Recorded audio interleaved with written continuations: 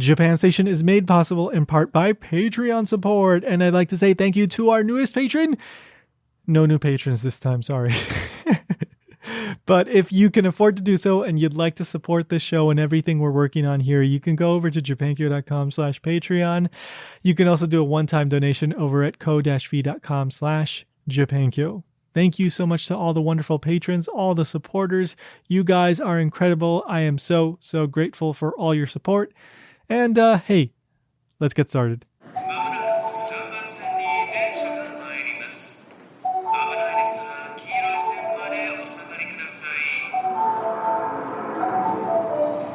Welcome to Japan Station, a production of JapanKyo.com. I'm your host, Tony Vega. Just a quick heads up, the latest JapanKyo Docs video should have come out by the time you're listening to this. That video is about a scientist that decided to open a bar in Shinjuku. Really nice, interesting guy. Go check out the video. Of course, you can find us on YouTube at JapanKyo Docs, or you can just go to japankyo.com/YT or check out the link in the show notes. Please hit the subscribe button, the notification bell, hit that like button, leave us a comment, do all those things that the YouTube algorithm so desperately needs so that YouTube knows that this is a channel that people like, and then it can start pushing it to other people, and then it keeps going and going and going from there. So if we can get that channel monetized, things will be so much easier. So please give us a hand. We've got other videos in the works. We plan to be releasing on a monthly basis for the time being, at least the next 2 or 3 videos. And then we will reevaluate to see if we want to do a seasonal thing or keep it monthly. Of course, I'll keep you updated on any changes there. So, but again, please go check out JapanKyo Docs, latest video out now. So let's get to today's episode. Today, you're going to get to hear a conversation with JJ Walsh. I am sure that many of you already know who that is. JJ is very active on Twitter. She also has a YouTube show and a podcast called Seek Sustainable Japan. That show used to be called Seeking Sustainability Live, I believe, but she's in the process of changing the title, and I'm pretty sure the current title is Seek Sustainable Japan. We actually end up talking a little bit about that in the conversation today. But anyway, JJ is super active on Twitter and on YouTube. She's got so many interviews, so many more than I do. She is prolific. She does tons of content, of course, about sustainability, but also about just general Japanese culture and history, religion, a little bit of everything. She's had all kinds of guests on her show. So if you enjoy this show, there's a pretty decent chance you'll be interested in the content that she's putting out. You can go check her out on YouTube. Link will be in the show notes. And by the way, she actually interviewed me for her show, so you can go check that out on her channel. But of course, I will include a link in the show notes. It's around an hour of mostly me talking about being legally blind and producing content and some of my experiences just producing content, what I do, etc., etc. So if you're curious about that, definitely go check that out. It's a video interview, so you can see my silly face talking. Go check that out. But anyway, we also talk a little bit about Hawaii, because she was actually born and raised in Hawaii, and I live in Hawaii. I wasn't born here, but I've been living here for let's just say quite a while, several years. So we ended up talking a little bit about some Japanese influences in Hawaii. So anyway, I won't blabber on. Let's just get to it. Here is my conversation with JJ Walsh of Seek Sustainable Japan. The next stop is Japan Station. The doors on the right side will open.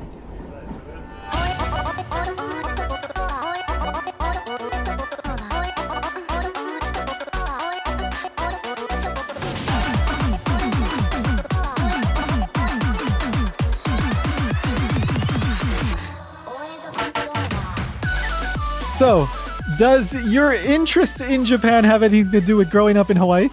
Oh man, definitely. And yeah. I would also say my interest in sustainability also is connected to growing up in Hawaii. I irritated my family to no end with being annoying as a child about not wanting to fish, not wanting to eat meat, being very upset when the chickens that we were raising were slaughtered. And, things really upset me as a child, which Yeah, now yeah. as an adult who's focused on sustainability, I was like, see, I've always been interested in sustainability. Like Yeah, I've yeah, yeah. always cared about animal rights, and I've always cared about like living with a lighter footprint. But I have to credit my family for that too. Mm-hmm. We did a lot of hiking. Mm-hmm. I remember complaining at the time, but really fondly looking back on it now. We went to Kauai and we did the Kololoa. Is it Ololoa Trail? Kololoa Trail? I've never Um, been to Kauai, unfortunately, ah, but yeah, yeah, I and think it's I've. so Yeah. beautiful, and Mm. it took a few days, and we had to Oh carry wow. all our food and drink and everything. Put the chloride pills into the waterfall, the local Yeah, yeah, water, yeah. because we had to be totally Mm-hmm. self-reliant. And Yeah. it's like many things I'm studying now and talking to people about in Japan now, many things from our past, many things from indigenous people, many things Mm-hmm. from what we used to do hundreds of years ago make Mm-hmm. so much sense now that we're Mm-hmm. struggling with climate change and global warming and social inequity and stuff like that. So Yeah, yeah, yeah. fond memories. Yeah. Here, just little tangent, but I don't know if you came across this. Probably not, because it's not accessible via JapanKyo. But I also do a podcast that is about Hawaii. And the first episode was about the chickens of Kauai. So if you're interested in that, that's Wow. episode 1 of Transmissions from Hawaii. It's 40 minutes of chicken Great. stories and chicken research and funny chicken stuff. So I saw something about the chickens disappearing on one of yeah. your podcasts when I was doing research for you. And Oh, uh-huh. but I didn't have a chance to listen to it. So I'll definitely It's a go fun one. back and listen. It's Yeah, a fun one. yeah, Yeah, sounds yeah, good. yeah. But there's, So like being in Japan, I am mhm, still very connected and very much on my radar, mhm, what people are doing in Hawaii. And mhm, in Hiroshima, mhm, I've been living and working in Hiroshima for almost 30 years. Oh my mhm, gosh. Uh, Raised 2 kids here, and my mhm, kids, being completely 100% Caucasian, no mhm, Japanese blood. But whenever mhm, we visit Hawaii, there's a mhm, lot of Hawaiian, like second, third generation mhm, Japanese who are living in Hawaii who mhm. speak Hiroshima Ben, Yep, Hiroshima dialect. So yep. my kids would speak in Hiroshima Ben, Hiroshima dialect when they're in Hawaii. And a lot of Mhm. local people would relate to that and be like, oh, my Yeah. mom used to speak that style Japanese. Oh, people Mhm, used to tell me that was wrong in Japanese when mhm. I would use that. But that's Hiroshima Ben. Oh, I'm so happy to know that. Yeah. So it's been a very interesting entry point back to learning about Hawaii Mhm. by being in Hiroshima and being in Japan. And Yeah, I yeah, think yeah. being outside Tokyo, especially, you've got more specific type of Mhm. of culture in outside the big cities, right? Mm. Yeah, Yeah. yeah, yeah. So this is something that I can talk to very few people about. So I will talk to you about this, but you just said there's a lot of people that originally came to Hawaii from Hiroshima. Some of the biggest areas, I believe, are Yamaguchi, Hiroshima. They have what are called Kenjinkai, which are these prefectural organizations. So even now here in Hawaii, like you're talking 4th generation, 5th generation, maybe even 6th generation, people that, there's families have been here since the 1800s or sometimes longer. They, they still get together, like these descendants of these people that originally came, like 150 years ago or somewhere around there. They have these big organizations, and a lot of those words that came from those dialects are still like floating around in Hawaii, and people still kind of know them. And it's such a fascinating thing for me as somebody that came here from the outside and go like, oh, that's Japanese, but that's not what's used in what I learned in the textbook. Yeah, yeah, for sure. Yeah. Recent example, just last weekend, I went to a tondo, which Uh-huh. is Japanese. It's like connected to the Shinto religion, I think. And Uh-huh. so a local Shinto shrine at Sorazae Jinja, right next to this park, they worked Mm-hmm. with the community and they created this big bamboo bonfire. And Mm-hmm. then they had all of the good luck amulets from last year Mm-hmm. and the New Mm-hmm. Year's decorations, and they put them into the fire. And I was Oh, yeah, watching yeah, yeah, yeah. I was watching the local guys separate out the mikans because usually it has a fresh mikan or Right. orange as a part of the decoration. So they would separate out anything that didn't work in a fire. And they're like, we'll use this in the bath or something, like we'll eat this later. We'll have it as juice. That was a really interesting aspect. But that is called tondo in Hiroshima. And in other parts of Japan, it has different names. And I didn't realize that, right? So using social media and sharing some of these things. Oh, today I'm at Tondo. And then people saying, oh, it's called dondonyaki. Dondoyaki, right? In our, and then other people said it's called dondo in our area. So it's really interesting, even after like almost 30 years, still learning so much about Japanese culture and the diversity of Japanese culture and subcultures, right? You dive into a lot in your podcast and stories. Yeah. It's like little words like that are still like somewhat alive sometimes here in Hawaii, but for the most part are either forgotten or really, really like exclusive within a certain community region. It's really interesting. Like there's this kind of snapshot of Japanese culture that you get here in Hawaii, in a sense, like from the people from the first group of immigrants, also like from like the 70s and 80s with like Kikaida, that was super popular here, right? This superhero TV show. Watching Kikaida. Are you serious? Every day after school.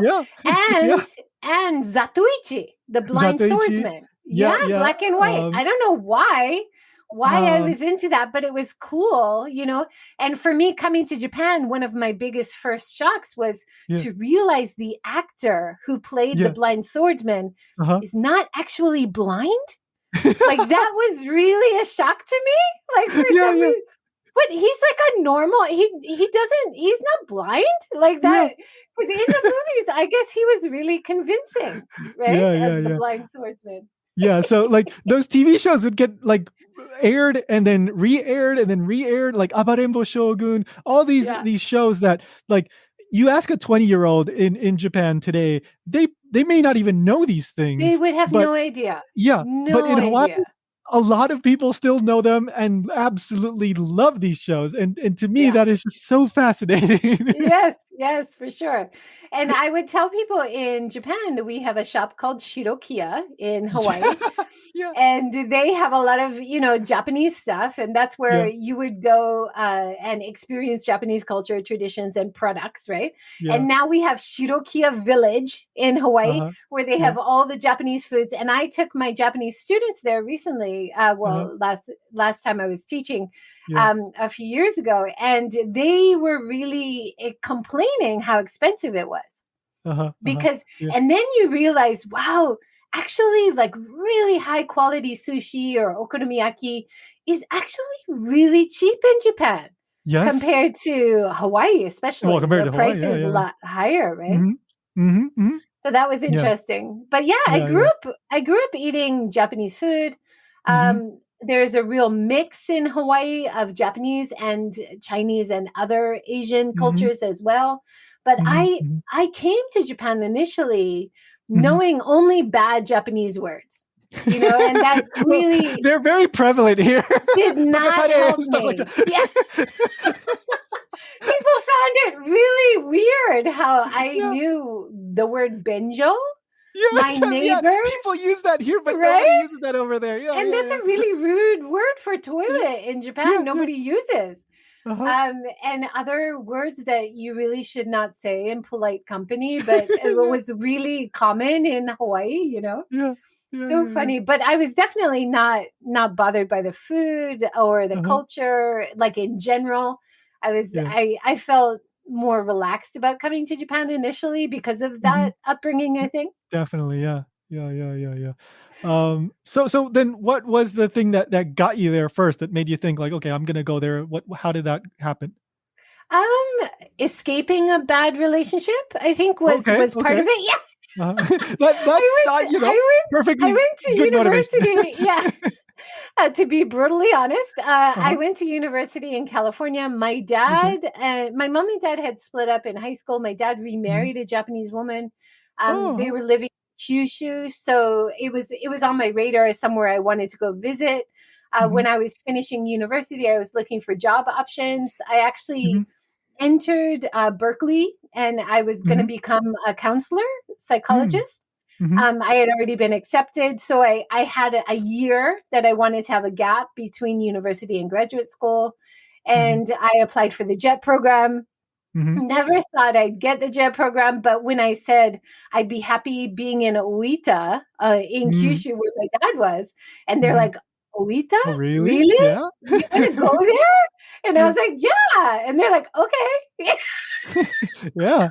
That's their dream person. Most people say Hokkaido or Tokyo or Osaka, maybe Hiroshima, but nobody asks for going to Oita. But for me, it was great because I could be near my family. I got to know my nephews, not nephews, half brothers, but such an age gap, right? Sure.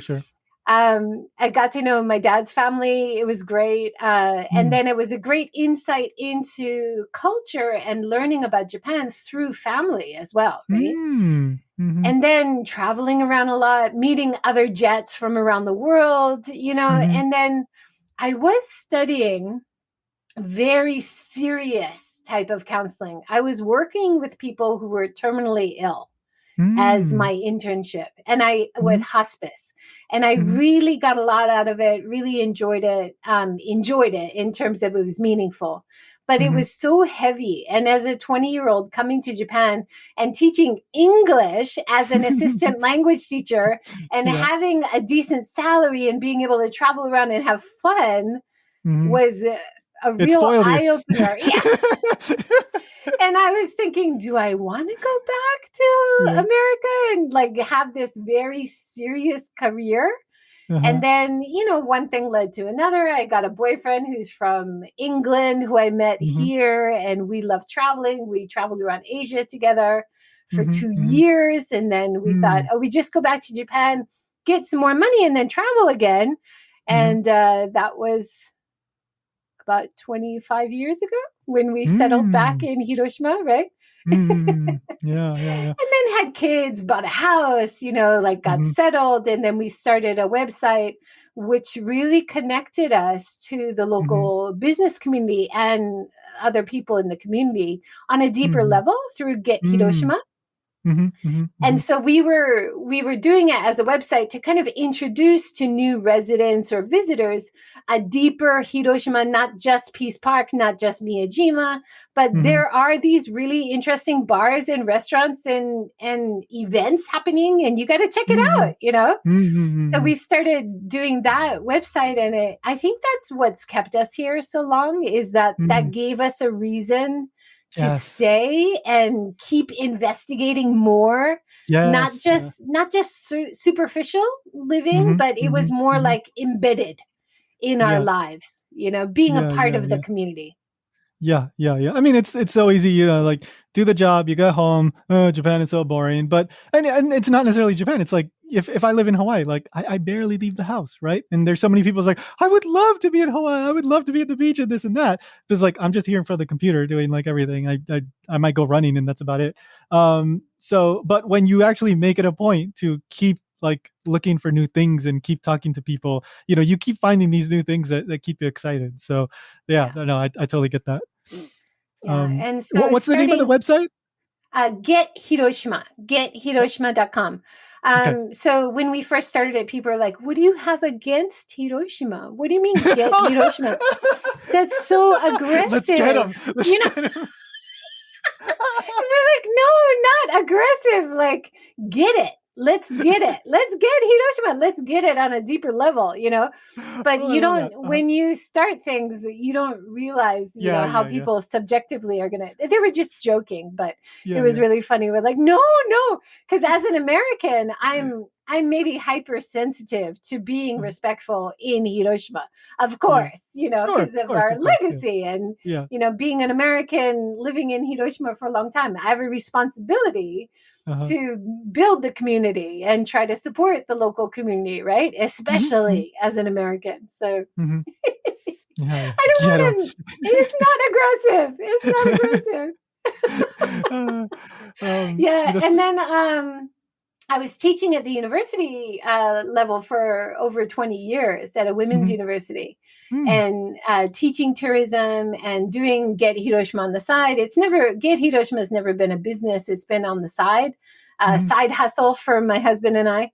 On our various jobs. And I know that you get that because you have to do something else to get the income. And then your side hustle is your passion, right? Yep. No, we're not making money from this, right? So, but then a few years ago, I was so passionate about helping small businesses and helping entrepreneurs better communicate what they're doing, which is better than business as usual, to their customers and to potential customers, that I started my own consultancy business and started with training guides and trying to improve their communication level to visitors and working in travel and stuff.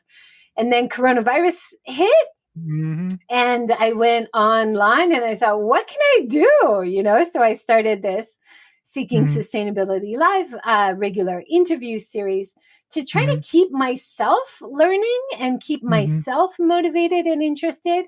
But also I learned from Gary V, I know Gary V, internet sensation, social media guru, Gary V. And he kept saying, just do what you can do and share content that you think will be useful and helpful and interesting to other people. Yeah. And if you can share it for free, why not? Because everybody is struggling right now, so that's why I started it. And it's been almost 2 years, over 300. And you were 333 today. Oh, amazing. 333. Oh, nice. Nice. Nice. Very cool. That's a badge of honor for me. Thank you. Awesome. I'm a bit worried about 444 because that has a bad connotation in Japan. As long as it's not a Japanese person, I think it's okay. For my 44th birthday in Japan, I had a double death party. So I called it double death. And some people who don't know the Japanese connotation were very confused. And I was like, so I had all this chocolate, like really rich high cholesterol foods and like really strong cocktails. And I was like, we're just going to celebrate being alive because this is my year of double death, Yeah. Yeah. Got to do it. Got to do it. My best party ever. Yeah. Fun. So, okay. So you go to Oita. Then how did you end up in Hiroshima though? Yeah. So we were in Oita. I was just planning on being there just for 1 year, going back and doing grad school, right? But after a year, I was having so much fun and enjoying traveling around Japan and all the breaks that you get decent breaks and decent salary on the jet program. So it really helped us travel around, but also you're connected to so many other groups of jets. So you can go to their parties and stay at their houses and, learn from all these other people around the network. So we really got to see a lot of Japan. And when we were traveling around doing that, we stopped through Hiroshima for a few days. And I just had a great impression of the city, like a really good, positive impression of being in Hiroshima. And it was totally unexpected. It was before I ever visited, I was really worried about coming to Hiroshima as an American. I was worried about it. But when I came and the people were so nice and it was so interesting on a deeper level, once you spent time there. So, so it was very positive in my mind. And then we were traveling around Asia for a couple of years and ran out of money. We went through Europe and our money went really fast. Interesting. Okay. Oh my gosh. And so we were looking for jobs and we thought we'd go back to Japan, teach English, save up some more money and then travel again. Right. Yeah. And there was a job. We were living in England with my husband's family. And there was a job in the newspaper there for an English teacher in Hiroshima. And they wanted only a British person though. And so I applied for my boyfriend at the time, who's now my husband. Okay. And he didn't know I applied for him. Wow. And he got a call and he did the interview without ever knowing that he had applied for the job. And he Wow. got the job. Luckily, he was like, he went with the flow and like, Yeah. okay, yeah, whatever. Thought he was being headhunted maybe, and so he got the job in Hiroshima. I went back to Oita and I was working with my dad for a little while he took a Uh-huh. break Yeah. and got some money, and then I got a job in Hiroshima. So we were both in the city, and we just got invested. Like I said, we had the offer to start Get Hiroshima, the website, and so we started making more connections with local people. We were definitely scratching the surface, looking for deeper, more engaging things than the typical tourist or new visitor might do. Yeah. And became like a valuable part of our lives, and hard work, but definitely more interesting than just going to the few gaijin bars or, Sure, yeah. Foreign restaurants. That is a really fun story. It's like, hey, here's this job that you didn't know I applied to. All right, let's go back to Japan. Yeah, I haven't told that story before, but yeah, that's why Hiroshima. So we both, we had a good impression when we first traveled through, and then we thought, yeah, great, let's go back and try to live. Why not? Wow. Okay. So, I've heard you talk about, the house that you guys ended up buying and all that. I've never talked about house remodeling and all of that. I did watch an episode that you did with Tokyo Llama, that he talked all about his home remodeling, YouTube channel, guys, if you haven't seen it. But, could you please tell me, like, how did you find this house? What was your process like in remodeling your old house as well? Yeah, this whole topic of Akiya and Minka remodeling in Japan, popular, I know, is such a hot topic right now. And I was just asked to give a talk in April in Kyoto at a Minka conference, which a contact of mine is organizing. And she said, Joy, you're becoming like the Kevin Bacon of Japan. Because everybody connects back to you. Interviewed so many people. Yeah. And so many people who've remodeled old houses that she said it's like 3 degrees of separation to you and your interviews. So she told me all the speakers on the event list. Yeah. I've interviewed everybody except for one. Only one person I haven't interviewed. So I was like, I need to reach out to him, Yeah. But it's just fascinating. Like the first person, the Fridales that I interviewed, there are a couple, they were remodeling houses in Hawaii. There's another Hawaii. Oh, interesting. And in Hawaii, they remodeled the house in a Japanese style. So they showed me some pictures from that, which was really nice to see, tatami and sliding doors in Hawaii, Yeah, so you nice. do still see that sometimes here in Hawaii. That is really interesting. Like, I know a house close to Kapiolani Community College that looks kind of like a Japanese castle, right? Like somebody actually like built that. This is an old house, but there's a lot of really interesting like Japanese architecture style houses here in Hawaii. Well, I don't know a lot, but enough to notice. So just, I don't know, interesting little thing. It is interesting. And they already had that kind of background. And both him and his wife, they're both very good at like carpentry and DIY and stuff. So they were able to bring that knowledge to buying an old house in Japan and remodeling it.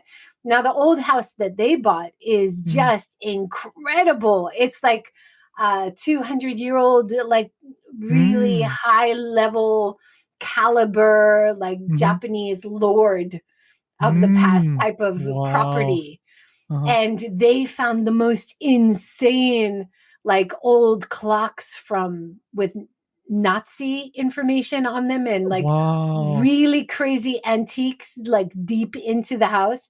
And then they knew which like hutches or things to keep and which were high quality, and then they refinished it or whatever, and then other things, if they didn't want them, they threw them away. They were battling the bamboo. They had, and this is a common theme of many of these Akiya remodels, is the bamboo takes over and is everywhere, and they have to like hack it back for the first year. But then all their neighbors were really happy because they kept giving them all the takenoko, all the bamboo shoots to the neighbors. And the neighbors were like, oh, thank you, this is awesome, and eating all the bamboo shoots.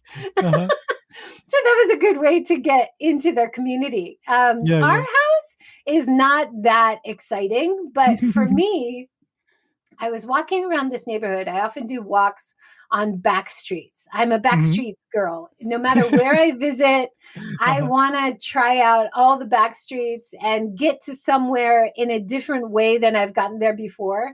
I don't know where that comes from, but that's just, something I love to do. And so in my neighborhood, we had been living in the same neighborhood for a long time. And I kept walking around this neighborhood, seeing this old house, which looked like an old Japanese farmhouse. Like it reminds me of kind of on the British style, the two-door, like it has the white plaster and the wood on the outside. And I kept seeing it. I was like, that's a really gorgeous house. You don't see many houses like that anymore, And then I saw the banners that it was for sale, and I was like, what? It's for sale? I have to go check it out.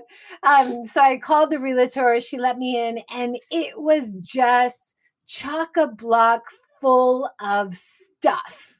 And so it was really hard to see like potential if we remodeled it because it was just full of stuff.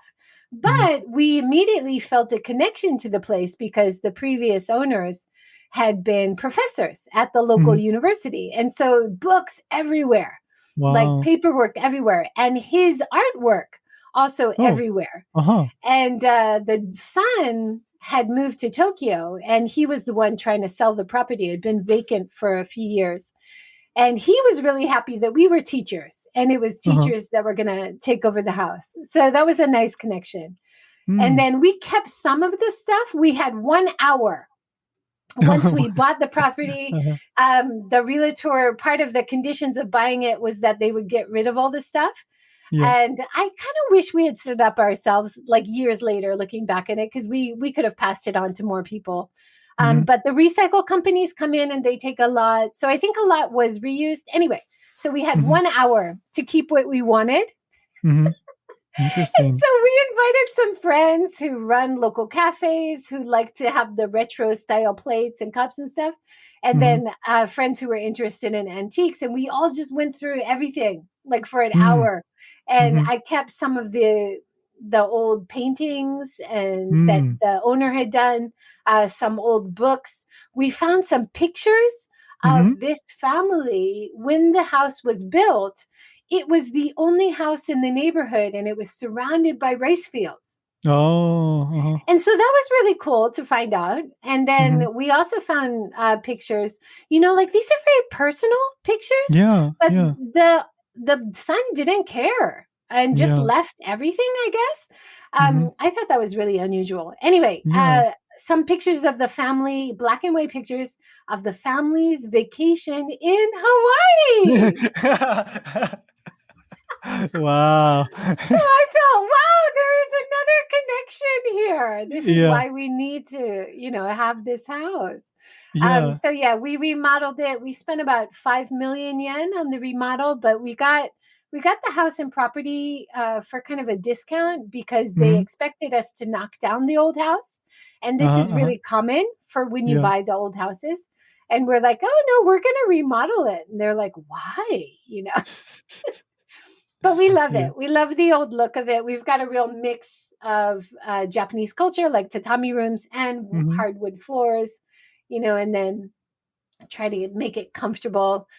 We had to redo all the windows. Oh my gosh, we had a crazy window system upstairs. All the walls upstairs had a big, like, open louver type window at the bottom of the wall. Oh, okay. I think I've seen that in like school gymnasiums or like, I know I've seen that somewhere. Yeah. It was insane in winter, just like wind whistling through. So we love the idea of that. You don't see this in Japan anymore. We wanted to keep that part of the heritage, but it was just too cold. And so we had to cover them up. But I think they used to use them to sweep the dust out maybe Mm-hmm. in the olden days, but Yeah, yeah, I don't know how they survived because it would have been so cold in winter. yeah.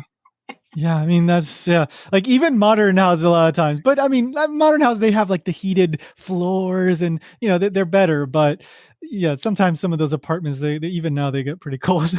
Yeah, yeah. So we had to add insulation. We Yeah. went through two remodel companies.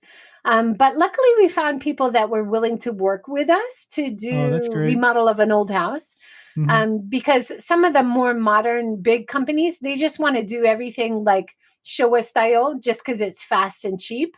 Hmm. But we're Hmm. like, no, but we want cheap or reasonable, but we want quality. Like Hmm. we want something that's nice to be around, nice to live Hmm. in, Hmm. and definitely more sustainable to use local wood and stuff. But those are hurdles. Hmm. Most of the common ways of doing it are more cheap or imports and Hmm. Hmm. quick fixes. Yeah, I Yeah. think it was Bobby that was talking about. He read an article about Hmm. Japan's 20-year house, and that Oh, there's a concept of just knocking everything down and rebuilding every 20 years, and yeah, you I've heard that. definitely see that around Hmm. like houses built in the 80s and 90s in Japan. Hmm. But Hmm. this house, because it was 60 years old, it was built in the traditional techniques like using joinery instead of nails. Hmm. So it's actually better during the earthquakes because it adjusts and it's Hmm. more stable. So Yeah. the remodelers were saying you're lucky it was an older house, not 30 years old. Hmm. Being 50, 60 years old is actually better build than 30 Hmm. years old.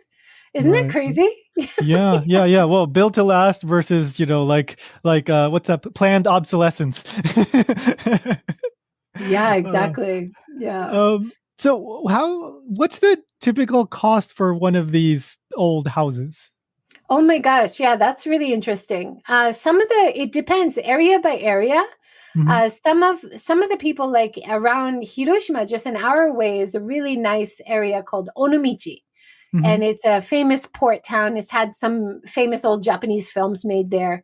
Hmm. And it's a really beautiful place. But a lot of the houses on the hill have no road access.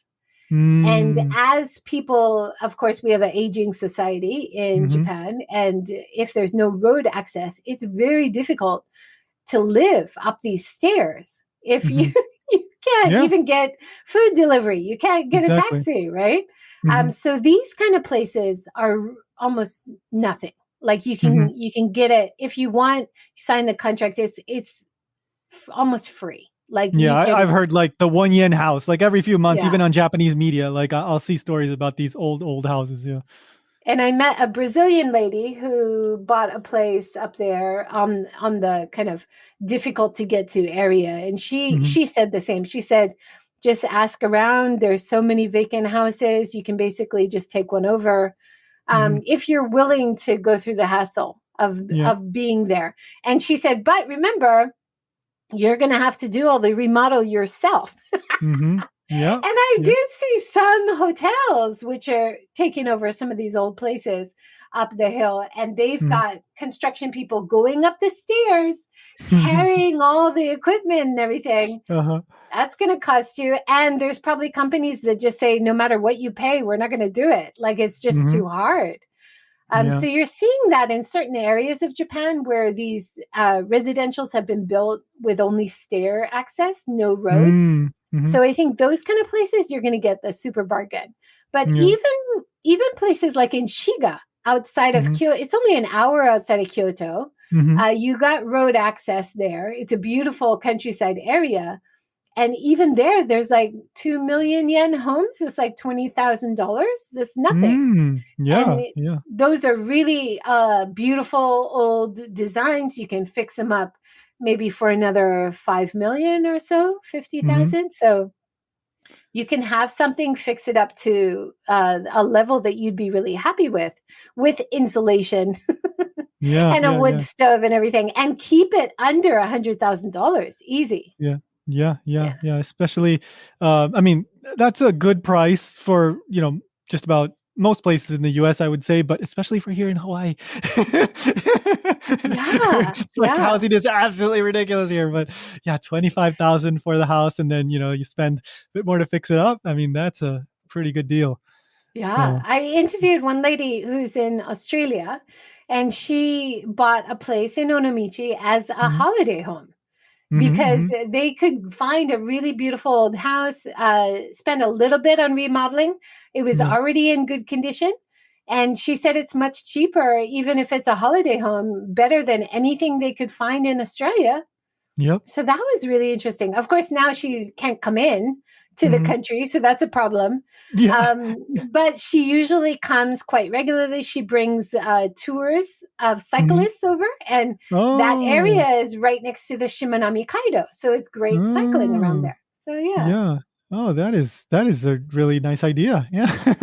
Huh. So hopefully the borders are open again sometime this year, and then she'll be Mhm, able to come and do her cycle tours and have a base where people mhm, can stay if they want to. But she would at least have somewhere nice to stay mhm. that's her own, which is unusual when you travel, right? Yeah, yeah, yeah, yeah, yeah, exactly.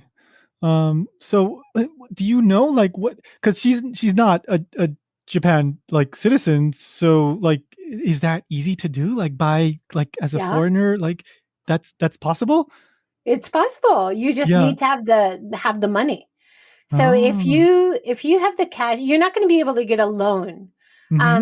The difficult thing about being a non-resident buyer is you Mm-hmm. can't get a loan. Mm-hmm. But if you've got the cash, you have the Mm-hmm. money, you can Mm-hmm. definitely get one. It doesn't Mm. help you with residency. Some people think if you buy property, you can get residency. It Yeah. doesn't work like that. You can Yeah. have the property and the land ownership, but it has nothing to do with your visa. Yeah. Yeah. Yeah. Yeah. Yeah. It's like, but I already You're have a house there. yeah, but even though she does study Japanese, Mhm. she does speak a little bit, but they've Uh, got an agent who yeah. manages all the Gotcha. taxes and all the incrementals and stuff. So Gotcha. yeah, Gotcha. it's definitely possible. Oh, okay, okay. No, good to know. Good to know. Not that I'm in the market, but it's just interesting information. Hey, it could be in your near future. Why not? Well, I could probably buy like, I don't know, 10 of those for the price of one here. So Yeah. Yes. yeah, I mean, once the borders open up again, I yeah, could really see a lot of potential for this. yeah, For people doing it as an Airbnb thing, because definitely. there is a real lack of staff for hotels, like we're seeing lack of staff for airlines. It's the Hmm. same for hotels because during the pandemic, they've had to lay off so many people that Hmm. once tourism comes back, we are going to have to rely more on these types of self-cater accommodation like Airbnb, Hmm. because Hmm. the hotels and stuff are really going to struggle. They just don't have Hmm. the staff. And I think the idea in Japan was that all the staff you laid off would be replaced by robots, but they're Hmm. not quite there yet. Hmm. Not Yeah, yet. yeah, Yeah. yeah, yeah, yeah. So how about this? So for anybody that, when we are able to go to Japan again, and I'm very much looking forward to that, but for anybody that passes through Hiroshima, and we all know the popular sites. I have been to, the Peace Park and Miyajima. I've been to those places. What beyond that would you recommend to people to check out, to eat or visit, or anything that you can think of that is maybe not within that, whatever the TripAdvisor top 5, something beyond that? Yeah, definitely. Mhm, I love, and anybody who likes cycling, you'll want mhm, to spend some time in the Onomichi area, the Shimanami Kaido route that takes you over the bridges. So you go from Hiroshima's Onomichi mhm, port all the way to Ehime on mhm, Shikoku Island, right? You can travel all by bridges.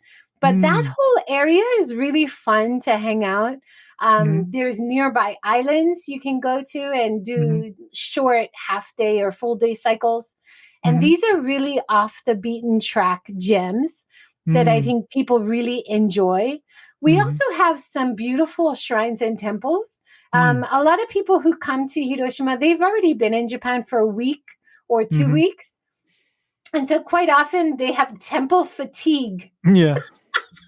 Yeah. Yeah. So Yeah. they're like, no more temples or shrines. No, thank you. Mm-hmm. They've done it, right? But Mm-hmm. we have some which are like in the mountains. You can have it as part of your hike, Mm-hmm. and it's a lot of people comment that it was more relaxing than Mm-hmm. going to Kyoto and Nara, which often have so many visitors all the time. It's kind of Mm-hmm. hard to take in the culture and the Mm-hmm. nature in combination when there's so many crowds everywhere, right? Mm-hmm. So Hiroshima has that appeal, right? We have Mm-hmm. mountains, we have rivers, we have the ocean, we have islands. Mm-hmm. So there's a lot around this area. We have good train systems, Mm-hmm. good cycling access. So if you're sticking around the area, there's a lot Mm-hmm. you can do. There's also famous things in Hiroshima that people don't know is Hiroshima. Mm-hmm. Like, for example, have you heard of Rabbit Island? Oh yeah, because I do the magazine. Somebody wrote an article about that for me. That's why I know about it. But yeah, that's a really interesting place too. Yeah, so Rabbit Yeah. Island is about Mm-hmm. an hour or hour and a half by bus or train from Mm-hmm. Hiroshima near Bamboo Town, Mm-hmm. Takehara. Mm-hmm. And so Takehara itself is a really nice place to walk around, like Mm-hmm. traditional old streets and houses and culture. And then you've got Rabbit Island, which has a dark past. Mm-hmm. You know Mm-hmm. its past, right? The Yeah. Yeah.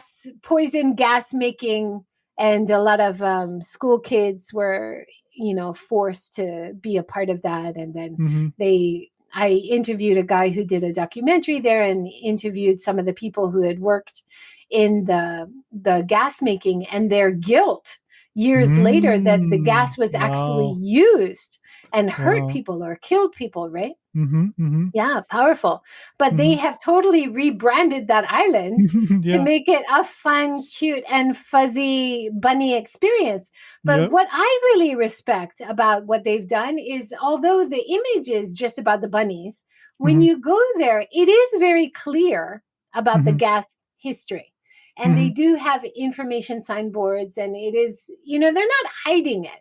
Yeah. And so, Yeah. Yeah. in terms of being honest about the past, I think they're doing a pretty good job.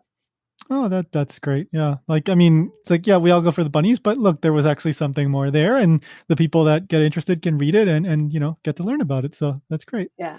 And And the I kids think can go chase people, the bunnies. yeah, yeah. And I think people are interested recently in, is it Yeah. called the Haikyo? The Oh, visiting the empty buildings, right? yes. Yeah. Yeah. So you can have that kind of like the people who find that appeal as well, Yeah. because you've got the old gas factory, the empty buildings and stuff, and the broken glass, and you can kind of imagine how Mm-hmm. horrible it was, Yeah. and where they used to store it and everything. But that is it. It's just that added. It's dark tourism, but Yeah. Yeah. it's that added layer of reality and history connected to tourism, which Mm-hmm. I Mm-hmm. think is definitely a part of tourism to Hiroshima. You've got Mm-hmm. both sides, right?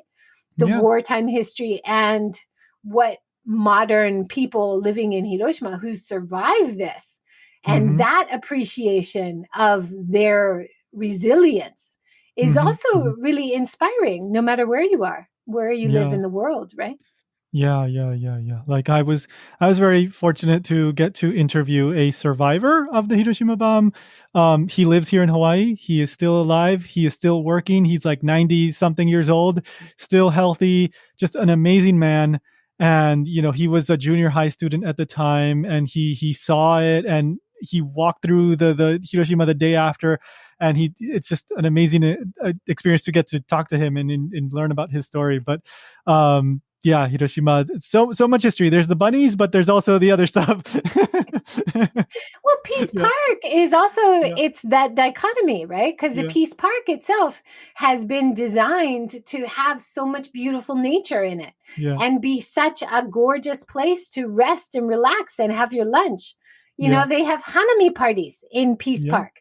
It's really different from Nagasaki, which the Peace Park is really only the museum and thinking Hmm. about peace. But Peace Hmm. Park Hiroshima is such a central part of the city that a lot of mm-hmm. people do go and relax there. And, you have people coming and thinking about what happened and paying respects to people that died. And especially in summer when we have the memorial on August 6th.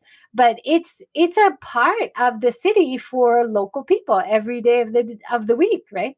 Yeah. So Yeah. you've got both sides of that. But I think in many ways that keeps it relevant. And it keeps it not just a museum. Yeah. It's definitely an issue we still need to talk about, right? It's real. It's there. It's part of daily life. And whether you consciously think about it or not, it's still there and it reminds you. So yeah. Yeah. Wonderful. And So when you hear politicians who just or even musicians who drop the Hiroshima name, like we can drop a nuclear weapon, just like as another war tactic, or I'm gonna do Hiroshima. I think there's a rap artist or Black Eyed Peas or something, and really? They used Hiroshima in one of their raps. And but this is a part of pop culture, is people just is like a horrible thing to do to someone without really understanding, wow, what happened to the people that lived here.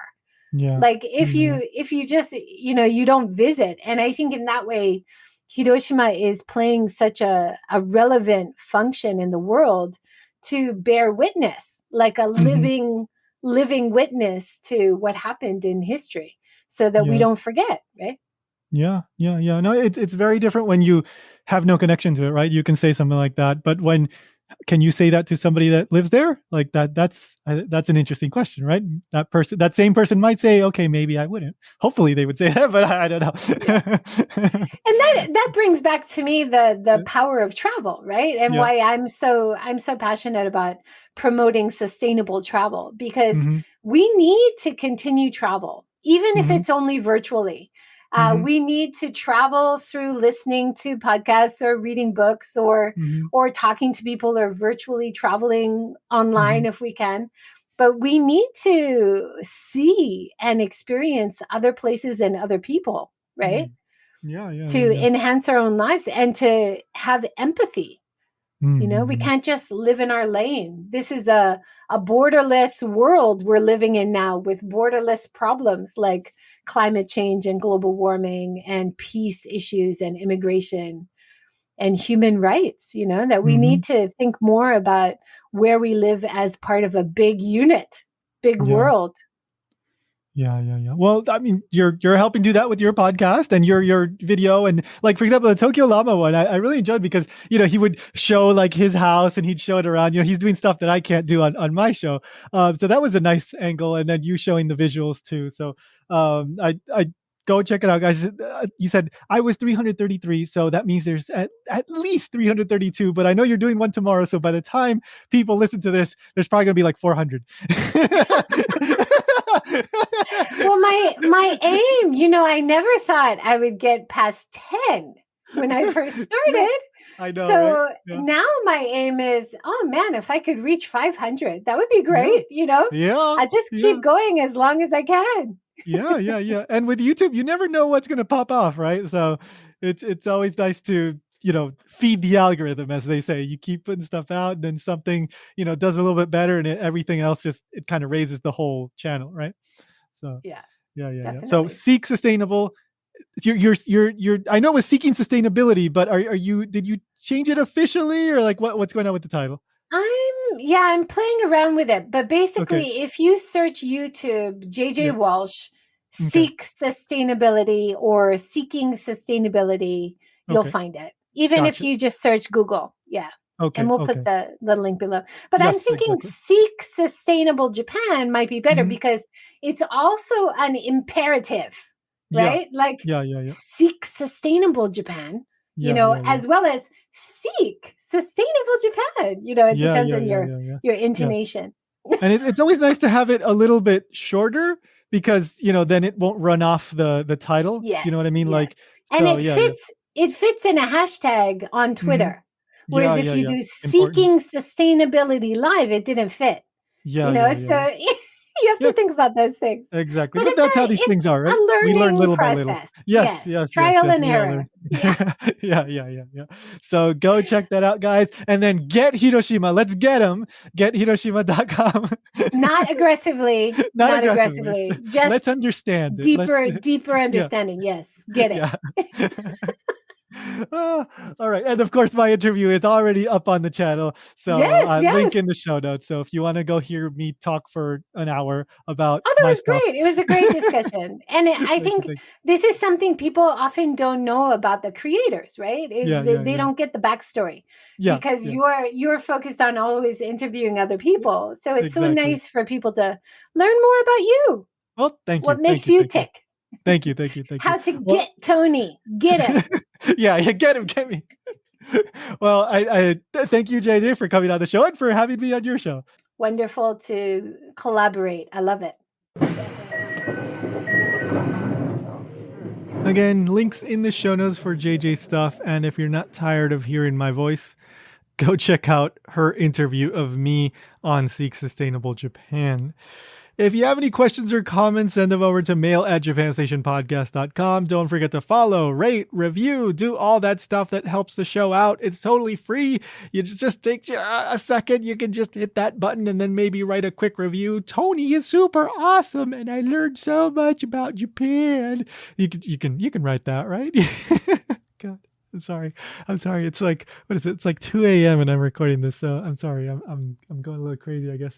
But anyway, remember to follow on Facebook, Instagram, Twitter @JapanKyo News. Thank you so much to Unomi for providing the opening and closing song. That does it for this episode. Of course, another episode coming later this month. I don't foresee that not being the case. So don't forget to subscribe so you don't miss that one when it comes out.